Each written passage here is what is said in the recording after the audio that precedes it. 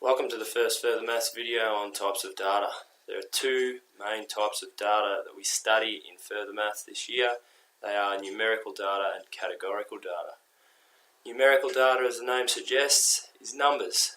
Categorical data, again as the name suggests, is broken up into categories. Let's just quickly focus on numerical data for a moment. Numerical data is broken up into two subsections: discrete and continuous. Now, discrete is values that are counted, and continuous is values that are measured.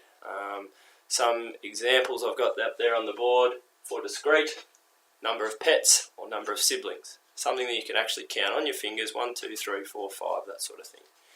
Continuous data is measured. So we've got things like our height, our weight, the temperature, the distance of something. Anything that's measured is continuous data. Categorical data, again, is also broken up into two subsections. We've got nominal and ordinal. Nominal data, the order is not important, and ordinal data, the order is important. So some examples of nominal data: your favourite colour. So your favourite colour, red, blue, green. They're categories, they're not numbers. But the order that we say them in isn't important. Ordinal data, on the other hand, we've got level of education. So whether you only passed primary school, whether you passed secondary school, whether you went to university, whether you did your honours, they're all just categories. But the order is important because as we move up through that, we've got a higher level of education as we move up through them.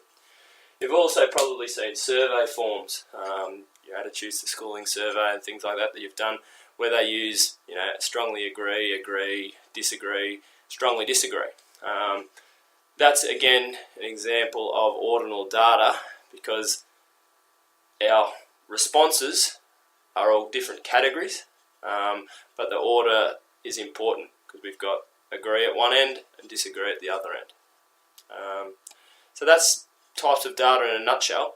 I just want to have a quick look at a little tricky example that came up in an exam not too long ago, and this is it here on the bottom. Okay, so they gave us a table like this. I haven't included all the data. I've put some of the data in there, but it was distance from something, sex, whether you're male or female, number of children, the type of car you drove. 1 was a sedan, 2 was a wagon, 3 was other, and the postcode from where you lived. Now, I just want to have a talk about what each of these would be in terms of types of data.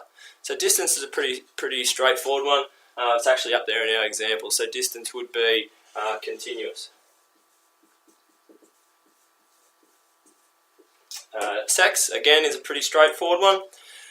So your gender is obviously a category, and whether you're male or female, the order's not important, so it's definitely going to be nominal.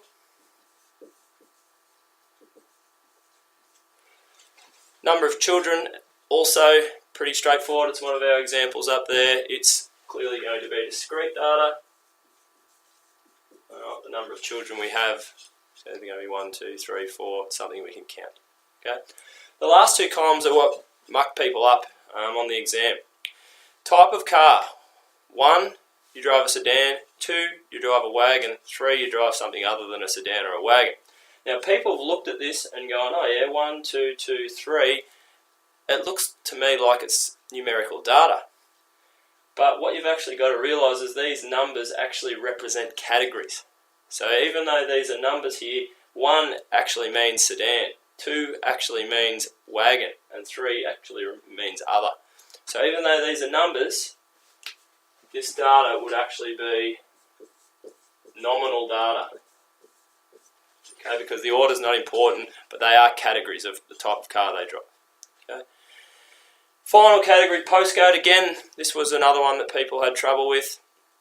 Your postcode, yes, it's a number, but that number actually means where you live. So it's a category of where you live. So 3564 means we live in Echuca. 3561 means you live in Rochester. So again, even though this is a number, it's not numerical data because it's just a category of where you live. So again, this is nominal data. And they're probably the two that people mucked up on the exam.